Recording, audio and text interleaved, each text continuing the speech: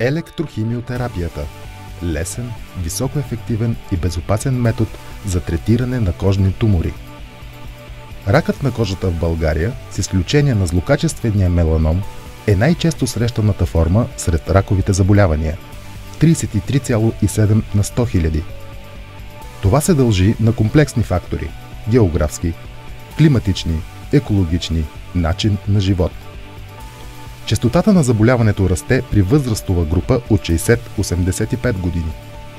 Една от основните цели на медицинската и други науки е повишаването на ефективността на лечението на рака.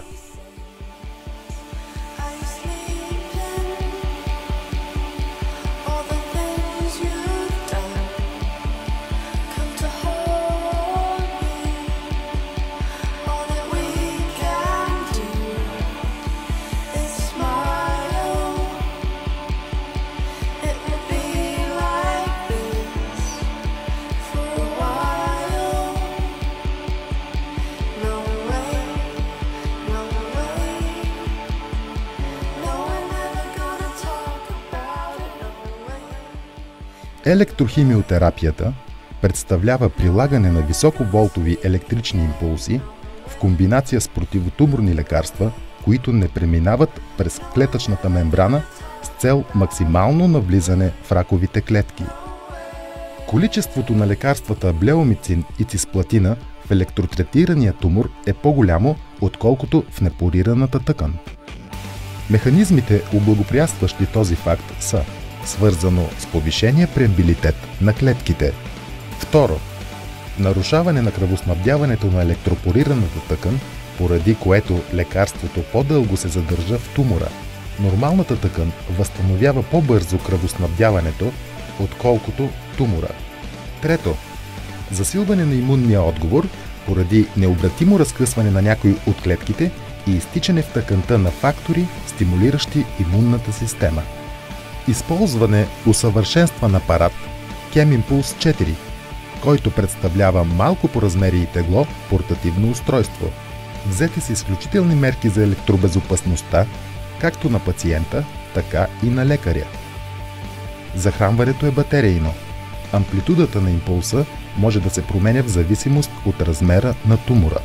Новата разработка е снабдена с електронен блок, позволяващ синхронизация на прилаганите импулси с тази част от електрокардиограмата на пациента – QRS комплекса. Допълнително обезопасяване за пациенти с сърдечни проблеми и пейсмейкъри. Процедурата включва поставяне на локална упойка 1% лидокаин и инжектиране на цитостатика. След около 5 минути се прилагат електричните импулси. Интензитетът на прилаганите импулси зависи от размера и местоположението на тумора. Ефектът от лечението се проследява на първата седмица след прилагането му, на първия месец, на третия месец и до 1 година. Определени като подходящи за този вид лечение са пациенти с клинично и цитологично потвърдена диагноза за съответното заболяване – CA басецелюар, CA спиноцелюар, капосисаркома, микозис фунгоидис, клиничен стадий IT1, M0, N0. Лечението е приложено на 48 души. Електрохимиотерапията се налага като един алтернативен, лесен, високо ефективен, безопасен и козметично издържан. Белези от тумора и лечението не остават. Метод за третиране на кожни ракови заболявания, а факта, че не се налага хоспитализиране на болните и това, че е предимно еднократен метод, го прави и икономически ефективен.